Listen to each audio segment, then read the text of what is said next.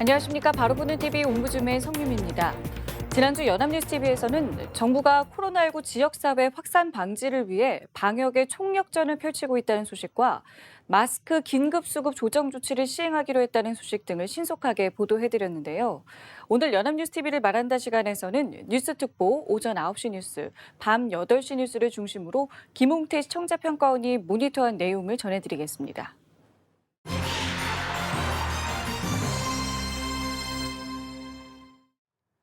연합뉴스TV는 지난주에 코로나19로 인한 소상공인들의 어려움 및 정부의 긴급 경영 안정 자금 지원 소식과 여행업계가 비상경영에 돌입해 주 3일 근무제와 유급휴직 등을 실시하고 있다는 소식, 그리고 이에 대한 정부의 지원책 등을 보도하였습니다.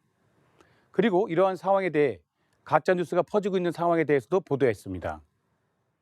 지난주 주요 소식 중 코로나19가 우리 경제에 미치고 있는 영향에 관해 살펴보겠습니다.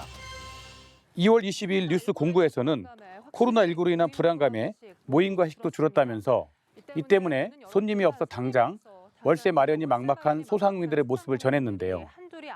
정부가 긴급 경영 안정 자금 200억 원을 내놓자 신청액이 무려 5천억 원에 육박했음을 전했습니다.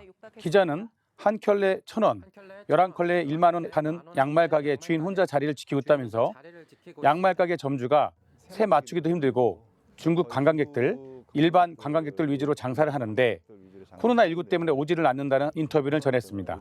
새학기가 시작되는 3월 대목을 기대했던 신발 가게도 한숨 짓기는 마찬가지라면서 신발 가게 운영 점주는 최근 월세 내기도 버거웠는데 3월에 장사가 안 되면 거의 1년이 힘들다는 인터뷰를 전했습니다. 근처 음식점은 가장 바쁜 점심시간에도 손님이 없었습니다. 소상공인연합회 설문 결과 소상공인의 97%가 매출이 줄었고 특히 절반 가까이는 매출이 50% 이상 급감했다고 답했음을 전하며 정부가 1월 말 긴급 경영안전자금 지원에 나섰지만 턱없이 부족하다면서 2월 20일 기준 9,400여 소상공인들이 신청한 액수는 모두 4,896억 원, 정부가 준비한 200억 원의 24배가 넘을 정도라고 전했습니다. 코로나19의 지역사회 전파까지 현실화되면서 비교적 영향이 적었던 동네 상권까지 피해가 불가피할 것으로 전망되자 정부는 규모를 더 늘려 2차 지원 대책을 준비 중이라고 전해주었습니다. 2월 20일 오후 4시 뉴스특보에서는 코로나19 사태 장기화로 가장 큰 타격을 받고 있는 여행업계가 비상경영에 돌입해 주 3일 근무제와 유급휴직 등 강도 높은 자구책을 마련했음을 전하며 국내 해외여행객 유치 1위 업체인 하나투어는 3월부터 2개월간 전 직원을 대상으로 주 3일 근무제를 실시한다고 보도했습니다. 모두투어도 전 임직원을 대상으로 3월부터 최대 2개월간 유급휴직 제도를 실시할 계획이라고 전하며 이미 전 직원이 주 4일 근무에 들어간 업계 3위 노랑풍선은 고용노동부의 고용유지지원금 제도를 적극적으로 활용하기로 했다고 보도했습니다. 2월 17일 뉴스 20에서는 코로나19 사태로 국내 관광 제조업 일자리도 상당히 위축된 상황을 전하며 정부가 공공부문과 민간업계에 일자리 활력을 당부하고 있지만 현장에서는 실질적인 지원을 받기가 어렵다는 목소리도 나오고 있음을 전했습니다. 기자는 코로나19 확산에 직격탄을 받은 분야 중 하나는 관광업계 일자리라면서 항공업계는 물론 여행, 숙박, 면세, 국제행사 등에서 피해가 갈수록 커지고 있음을 전했습니다. 특히 저가 여행사 중 4개사는 무급휴직을 실시 중이고 국제행사 또는 학술대회는 대부분 취소 연기됐으며 면세 등 방문객은 평소 대비 90% 감소했다면서 또 휴업이나 휴직 조치를 하고 정부의 관련 지원금을 신청한 사업장도 제조업 150여 곳, 여행업 120여 곳을 포함해 369곳에 달했음을 전했습니다. 관련 업계는 고용유지 지원금과 신용보증제도, 관광진흥기금 등의 적극적이고 능동적인 지원을 호소하고 있는데요. 다만 양무승 서울시 관광인 명예시장이 고용노동부에서 고용유지 지원을 한다고 하는데도 조건이 까다로워 여행업계 이용이 어렵다는 이야기를 전했습니다. 정부는 현재의 고용 상황에 대한 의견을 수렴해 대응책을 마련하고 있다는데요. 이재갑 고용노동부 장관은 코로나19 영향에 따른 고용 상황과 기업의 애로사항을 살펴 지원 가능한 정책 수단을 적극 연계, 조처해야 한다면서 공공부문이 마중물이 돼 민간 부분의 일자리 활력을 만드는 데 힘을 써달라는 당부를 보도했습니다. 현재 코로나19로 인한 경제에 미치는 영향은 상당한데요. 특히 중국에 대한 경제 의존도가 큰 우리로서는 경제 부분을 어떻게 슬기롭게 해결할 것인가가 코로나19 예방과 대처 외에도 핵심 과제입니다. 이에 대하여 뉴스 보도를 통해 소상공인들의 월세 걱정부터 여행업계의 비상경영책까지 다양한 소식이 전해지고 있는데요. 연합뉴스TV 보도에서 정부 지원책이 언급되었습니다. 신청이 몰리면서 지원금이 많이 부족하다고 합니다. 과거 메르스나 사스 등의 경우에 어떤 식으로 정부의 민간 경제에 대한 지원이 있었는지, 당시 상황은 어느 정도 지속되었는지에 대한 보도가 필요해 보였습니다. 정부의 지원금 이외에도 국민들이 현재 힘든 경제 상황을 풀기 위해 각자 어떤 방식으로 행동해야 되는지에 대한 보도도 필요해 보였습니다. 최근 코로나19 확진자 급증으로 인해 장기전을 대비해야 한다는 뉴스와 함께 최근 상황에 대한 가짜뉴스가 유포되고 있다는 소식이 있었습니다.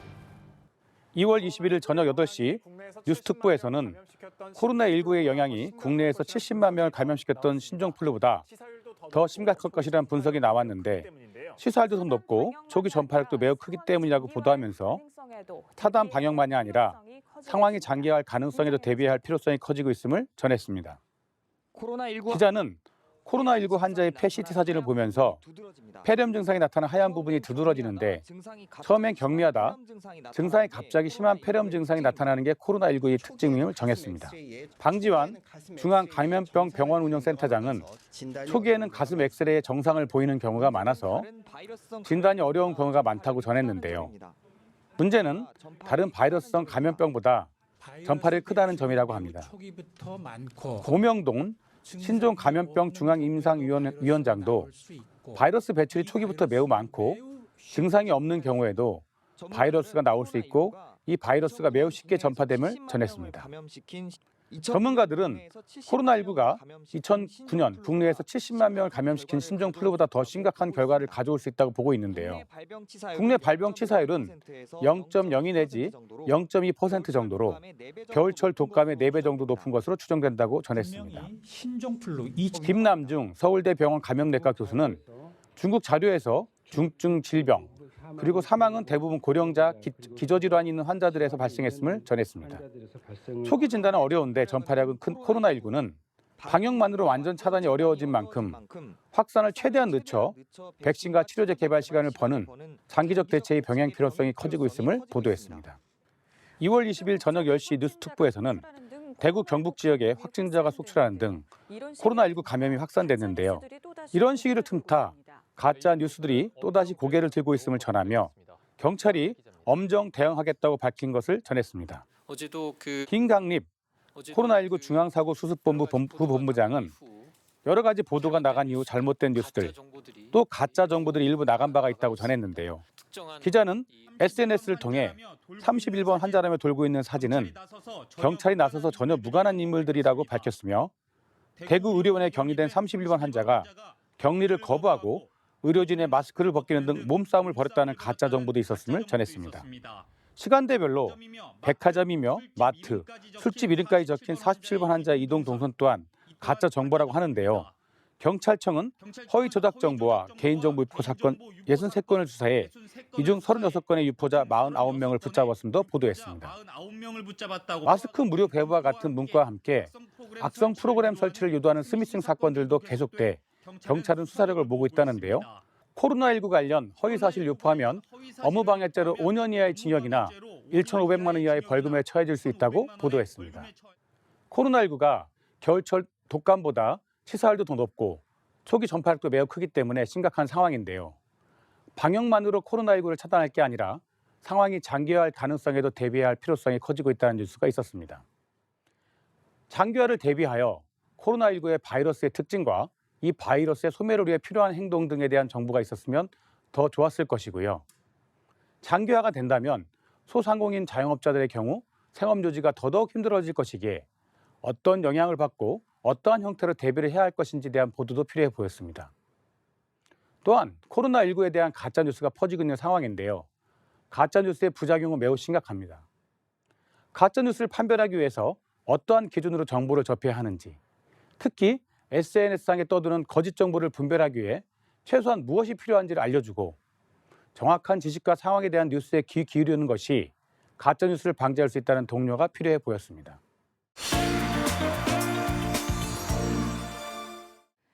이번 순서는 주말에 방영되는 제작 프로그램을 대학생의 시선으로 분석하고 평가한 내용을 들어보는 캠퍼스 TV 리포트 시간입니다. 이번 주는 대진대학교 미디어 커뮤니케이션 학과의 조수연 학생 나와 있습니다. 안녕하세요. 안녕하세요. 자, 지난주에 어떤 프로그램 모니터하셨죠? 네, 저는 지난달 23일에 방송된 명품 리포트 맥을 모니터링했습니다. 명품 리포트 맥은 보도국 기자들의 날카로운 분석과 입체적인 전망을 통해 정치, 경제, 사회 전반의 속살을 가감없이 살펴보고 한 주간 뉴스의 맥을 다각도로 짚어보는 프로그램인데요. 지난 방송에서는 반복되어 온 여야 공천 갈등의 역사와 한 주간 기업 소식, 그리고 코로나19가 일으킨 일상의 변화에 대해 다뤘습니다. 그럼 자세한 모니터 내용 지금부터 전해드리겠습니다.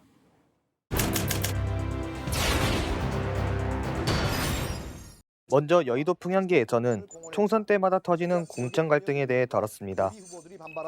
더불어민주당은 이해찬 대표가 시스템 공천을 공언했지만 전략 지역의 현역 의원과 예비 후보들이 반발하는 등 곳곳에서 잡음이 들려온다고 합니다.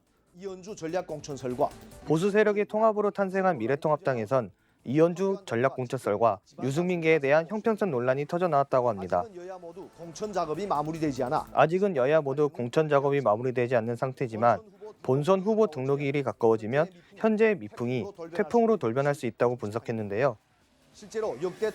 실제로 역대 총선에서 선거를 한 달 정도 앞둔 시기에 어김없이 공천 갈등이 불거져 나왔다고 합니다.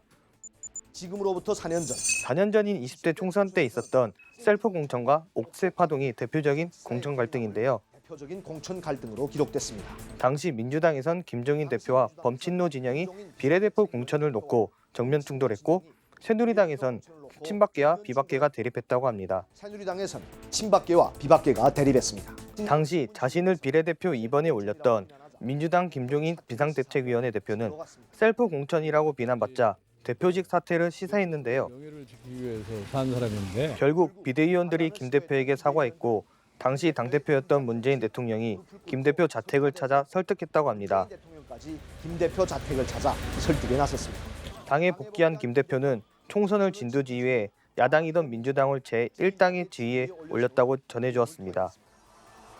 당시 여당인 새누리당은 진짜 박근혜계를 골라낸다는 진박 간별사와 비박계에 대한 공천 살생부의 등장으로 논란에 휩쓰였다고 하는데요.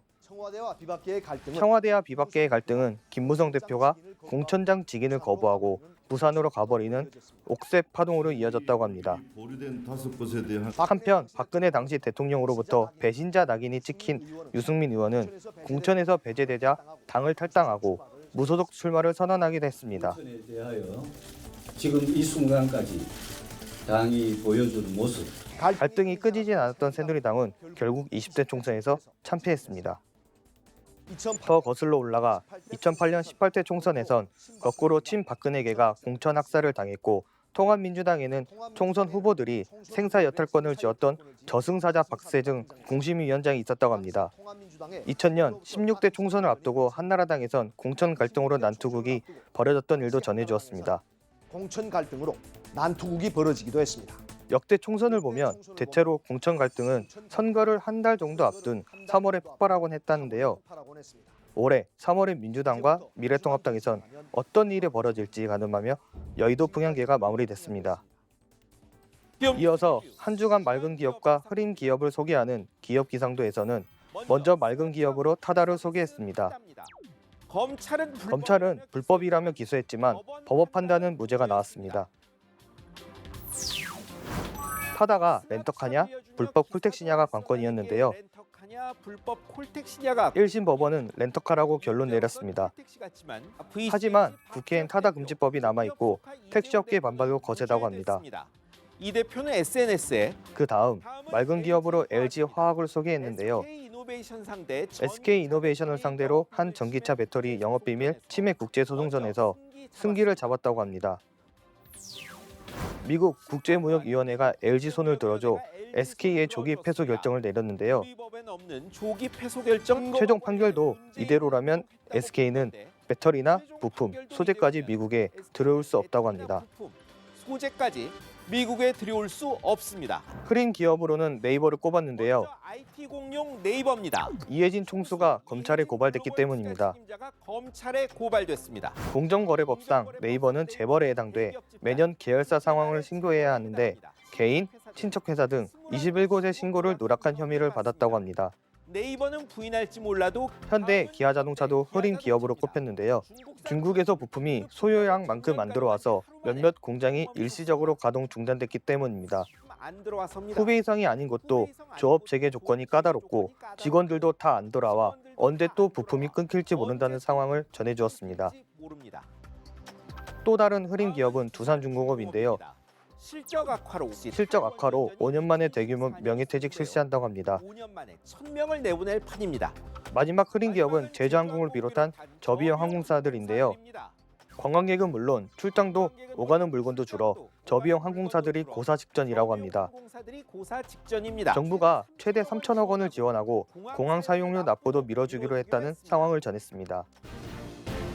뉴스프리즘에서는 코로나19 장기화로 남대문 시장 식당과 유명 브랜드 매장이 텅텅 빈 모습을 보여주었습니다.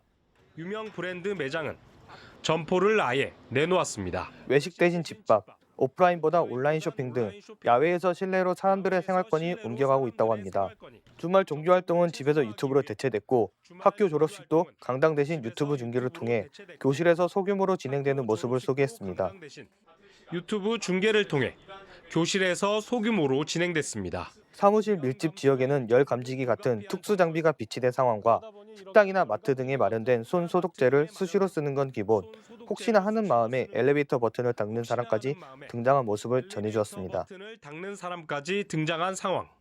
이어서 점심시간 한산한 명동 거리를 소개했는데요. 지금은 비교적 많이 한산해졌습니다. 평소 내국인은 물론 중국, 일본 관광객들도 많이 찾는 음식점 등이 이번 달 들어 매출이 반토막 났다고 합니다. 매출이 반토막 났다고 말합니다. 기업들 역시 코로나19로 타격을 받고 있는데요. 소비자들이 사람이 많이 몰리는 곳을 꺼리게 되자 일부 오프라인 유통업계는 구조조정을 결정했다고 합니다. 이에 정부는 코로나19 피해를 본 중소기업에 250억 원, 소상공인에 200억 원 등 모두 450억 원의 경영안전자금을 저금리로 제공하기로 했다는 소식을 전했습니다. 마지막으로 코로나19에 대응하기 위한 이른바 코로나 3법이 국회 보건복지위원회에서 의결됐다는데요. 코로나 3법은 감염병의 예방 및 관리에 관한 법률, 검역법, 의료법 등 3개 법의 일부 개정안을 말한다고 합니다. 또한 여야 교섭단체는 코로나19 대책 특별위원회도 설치해 국회 차원의 총력 대응에 나설 계획이라고 합니다. 여권을 중심으로 추경까지 검토되는 등 코로나19 사태에 국회가 좀 더 적극적으로 대응해야 한다는 목소리도 나오고 있다고 마무리했습니다. 네, 모니터한 내용 잘 봤습니다. 조수연 학생은 이번 명품 리포트맥에서 어떤 내용이 가장 인상 깊었었나요? 네, 저는 코로나19로 인해 우리 일상이 변화한 모습이 가장 인상 깊었습니다. 저도 요즘엔 뉴스 속보만 보면 가슴이 철렁 내려앉기도 하는데요. 마스크를 끼지 않으면 주변 눈치가 보이고 하루에도 몇 번씩 손소독제를 바르고 있습니다. 하루빨리 코로나19가 종식돼 예전처럼 돌아갔으면 좋겠습니다. 네, 알겠습니다. 지금까지 대진대학교 미디어 커뮤니케이션 학과의 조수연 학생과 함께했습니다. 오늘 말씀 고맙습니다. 네, 감사합니다.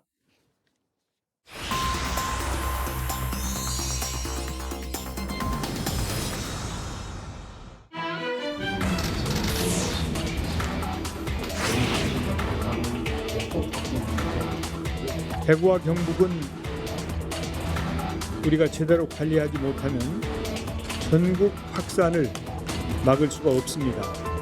더 이상 다른 지역으로 전파되지 않도록 즉각 차단을 해야 하는 것이 절체절명의 과제입니다.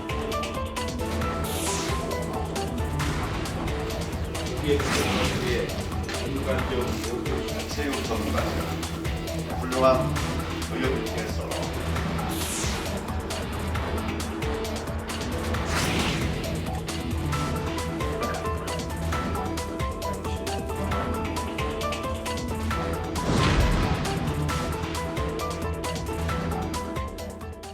정부가 지난달 23일 코로나19 대응 위기 경보를 최고 단계인 심각 단계로 격상했습니다. 정부가 심각 단계를 발령한 것은 2009년 신종플루 사태 이후 11년 만인데요. 코로나19가 사실상 지역사회 감염 단계에 들어서면서 국민들의 불안감과 공포감도 커지고 있습니다. 오늘 TV와 비평 시간에서는 이 코로나19 심각 단계 격상과 방지에 대해서 우리 언론에서는 어떻게 보도하고 있는지 자세히 알아보도록 하겠습니다. 오늘 명지대학교 디지털미디어학과의 최선규 교수 나오셨습니다. 안녕하세요. 안녕하세요. 자, 말씀드린 대로 정부가 감염병 위기 경보를 최고 단계인 심각 단계로 격상을 했습니다. 자, 먼저 이 격상한 배경, 또 심각 단계에서 취할 수 있는 조치에 대해서 간략하게 정리를 해주시고요. 정부 대응에 대한 정치권의 반응까지 한번 살펴볼까요? 네. 문재인 대통령은 지난달 23일 범정부 대책회의에서 직접 위기 경보를 심각 단계로 상향한다고 발표했습니다. 문 대통령은 대규모로 일어나고 있는 신천지 집단 감염 사태 이전과 이후는 전혀 다른 상황이라면서 정부의 대응 변화를 촉발한 것이 신천지 집단 감염에 있음을 밝혔다고 국민일보는 보도했습니다. 심각 단계가 발동되면 기존의 질병관리본부 중심의 방역 체계와 중앙사고수습본부 체제는 유지되면서 총리가 본부장을 맡는 코로나19 중앙재난안전대책본부가 설치되며 정부가 휴교령이나 집단 행사를 금지할 수 있는 최고 수준의 대응이 가능해집니다. 정부는 추가로 대구와 경북 청도 지역을 감염병 특별관리지역으로 지정해 대구 지역의 의료 능력을 보강하고 지원하는 조치도 발표했습니다. 정부가 국내 감염병에 대한 위기 경보를 가장 높은 심각 단계로 격상한 것은 2009년 신종 인플루엔자가 유행했을 때 발동한 이래 11년 만에 처음입니다. 그간 국내 감염병 위기 경보를 심각으로 격상해야 한다는 감염 전문가 등의 의료계 요구가 있었습니다. 사망자가 늘어나고 2월 21일, 23일 연이어 대구 경북 지역을 중심으로 일일 확진자가 200명 전후로 늘어나는 데다 코로나19 전방위 확산이 총선의 치명적 악재가 될 수 있다는 위기감을 느낀 더불어민주당이 이례적으로 정부에 대해 조속히 심각 단계 발령을 촉구하는 등 정부의 대응을 요구한 것이 정부가 위기 경보를 심각 단계로 격상한 주요 요인으로 작용했다고 몇몇 언론은 분석했습니다. 더불어민주당 이인영 원내대표는 지난달 23일 국회 기자간담회에서 여야가 코로나19 사태 대응을 위해 추경 편성의 뜻을 함께한 것으로 판단했다고 말했습니다. 미래통합당 원내대변인은 지난달 25일 논평을 통해 전문가들이 수차례 중국인 입국 전면 금지를 제안해도 중국의 눈치를 보면서 꿈쩍도 하지 않던 문재인 정권이 법에도 없는 감염병 특별관리지역이라는 말장난으로 국민을 우롱했다고 강하게 비판하면서 대구를 특별재난지역 선포를 하고 동원 가능한 모든 정부 자원을 활용해 당장 국민에 도움이 되는 조치로 사태 수습에 나서려고 촉구했습니다. 네, 상황이 이렇다 보니까 중국인의 입국을 금지해야 된다는 의견도 계속되고 있고요. 또 이런 가운데 한국발 입국 절차를 강화하는 국가는 늘어나고 있습니다. 또 일부에서는 대구 경북 지역의 봉쇄령을 주장하는 목소리도 나오고 있는데요. 이 같은 목소리에 대해서 우리 언론에서는 어떻게 다루고 있었나요? 네, 코로나19 감염증 확진자가 증가하고 정부도 위기 경보를 경계에서 심각 단계로 결상함에 따라 중국인 입국 제한 논란이 다시 불붙고 있습니다. 정부와 대한예방의학회, 한국역학회는 중국인을 입국 제한하더라도 실익이 없다는 입장을 계속 견지하고 있습니다. 반면 대한의사협회는 지금이라도 중국인 입국을 제한해야 한다고 주장하고 있습니다.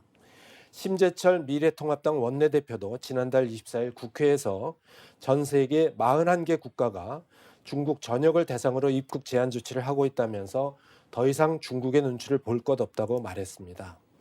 한국에서 코로나19 확진자가 급증하면서 한국발 입국 절차를 강화하는 국가도 늘어나고 있는데요. 지난달 26일 기준 한국인의 입국을 제한하는 나라와 지역은 27곳으로 파악됩니다. 국제사회에서 한국인 입국 제한이 확산되자 외교부는 지난달 25일 미국과 일본, 중국 등 103개 나라의 주한 외교단을 불러 한국 정부의 코로나19 방역 노력이 선제적이고 강력하다고 설명하면서 한국인에 대한 입국 제한 등 과도한 조치는 자제해달라고 당부했습니다. 그러나 이런 외교부의 대응이 때늦은 조치라는 비판을 받고 있습니다. 지난달 25일 더불어민주당과 정부 청와대는 당정청 협의회를 열고 대구 경북의 최대한의 봉쇄 장치를 시행하겠다고 발표했는데요. 협의회 직후 홍익표 더불어민주당 수석대변인이 봉쇄 정책이 구체적으로 무엇을 의미하는지에 대해서 질문에 대해서 최대한 이동 등의 부분에서 일정 정도 행정력을 활용하는 것을 검토 중이라는 대답이 나오자 코로나19의 최초 발원지였던 중국 우한을 봉쇄했던 사실을 연상하게 하는 식의 기사가 이어졌습니다. 이에 대해서 SNS 등에서 대구 봉쇄를 비판하는 반응이 줄을 이루고 민심이 싸늘해지자 중대본은 코로나19 확산을 막기 위해 신천지 대구교회 신도와 대구 시민을 상대로 광범위한 전수조사를 진행하는 것일 뿐 중국의 우한시처럼 이동을 금지하는 등 지역 전체를 봉쇄하는 것과는 전혀 다르다고 해명했습니다. 이날 대구를 전격 방문한 문재인 대통령도 직접 진화에 나섰습니다. 문재인 대통령은 지역적인 봉쇄를 말하는 것이 아니라 코로나19의 전파와 확산을 최대한 차단한다는 뜻임을 분명히 밝히라고 지시했습니다. 네. 자, 그리고 신천지 교인을 중심으로 확진자가 늘면서 이를 비난하는 여론도 확산하고 있는데요. 특정 종교 혐오로 흐르지 않으면서도 전국 확산을 막기 위해서 우리 언론은 또 어떻게 보도를 해야 하는 걸까요? 네. 경향신문은 지난달 25일 신천지발 코로나19 확산에 대한 여야 정당의 반응을 보도했습니다. 더불어민주당은 신천지 교단을 문제 삼았다고 합니다. 이해찬 대표는 지난달 25일 감염 확산의 근원이 되는 교단에 대해 강도 높은 대응을 신속하게 할 필요가 있다고 말했습니다. 이인영 원내대표도 지난달 24일 정부는 신천지가 계속 협조 요청에 불응한다면 가용수단을 총동원할 것이라고 압박했습니다.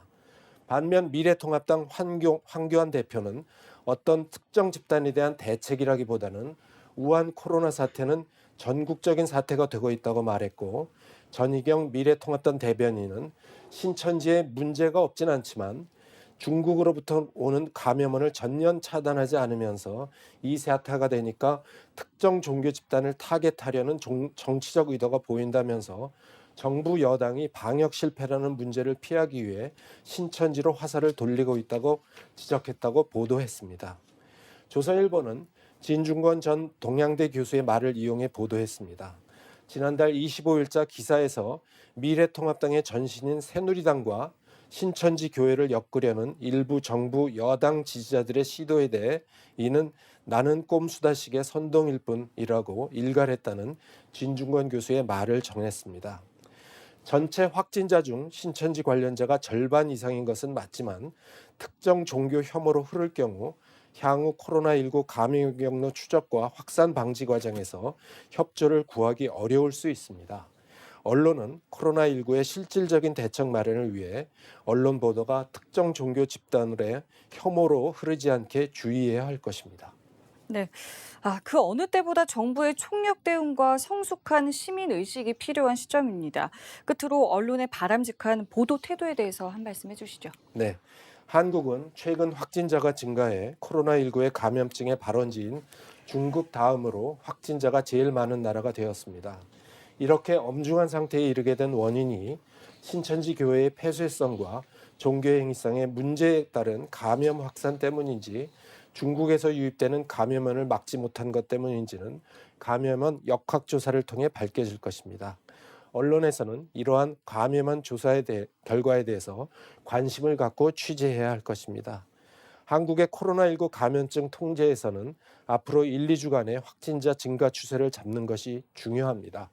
코로나가 뚫렸다, 코로나에 무너졌다, 엉망진창이다 식의 불안과 공포를 키우는 보도보다는 코로나 확산의 예방 중심 보도가 필요한 때입니다. 한국기자협회에서 코로나19 보도 준칙을 배포했는데요. 기자협회가 밝힌 3가지 준칙은 기자의 안전을 가장 중요시할 것, 코로나19로 공식 명칭을 보도할 것, 허위 조작 정보의 재인용 보도 등을 자제할 것입니다. 언제까지 지속될지 모르는 국가적 재난 상황에서 언론의 역할을 제대로 발휘해야 할 것입니다. 네, 알겠습니다. 지금까지 명지대학교 디지털미디어학과의 최선교 교수와 함께했습니다. 오늘 말씀 고맙습니다. 감사합니다. 네, 옴부즈맨 제작진은 시청자 여러분의 다양하고 소중한 의견을 기다립니다. 방송을 보고 느낀 소감을 연합뉴스TV 홈페이지 시청자 게시판이나 SNS로 보내주시기 바랍니다. 저희는 다음 주에 다시 찾아뵙겠습니다. 시청자 여러분 고맙습니다.